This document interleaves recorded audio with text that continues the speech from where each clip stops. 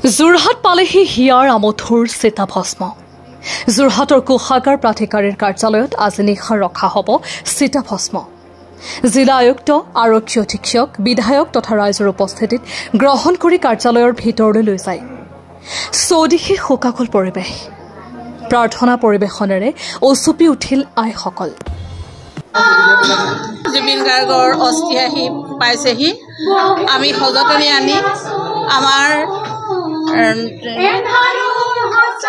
যোৰহাটত আমি তেওঁ সুৰক্ষিত অৱস্থাত ৰাখিছোঁ আৰু আমাৰ ঘোষা পাঠেৰে তেখেতৰ অস্থিক আদৰণি জনাইছোঁ।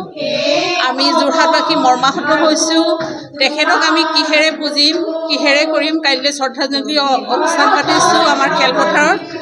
আৰু আমি সদৌ যোৰহাটবাসীয়ে গোটেই অসমবাসীৰ কি ভাৰতবাসীৰ এজন সংগীত সাগৰ, সংগীত সূৰ্য জুবিন গাৰ্গক হেৰুৱালোঁ আৰু তেখেতে পুনৰ জন্ম লওক, তেখেতে নতুন প্ৰজন্মক পুনৰ আশীষ প্ৰদান কৰক, এয়াই আমাৰ একান্ত কামনা। জয়টো আমাৰ জুবিন গাৰ্গ সদায় আমাৰ অসমীয়াৰ হৃদয়ত খোদিত হৈ ৰ'ব আৰু তেওঁ কোনো অসমীয়াই পাহৰিব নোৱাৰে। সকলোৰে হৃদয়ত তেওঁ জুবিন গাৰ্গ হৈ ৰৈ গৈছে।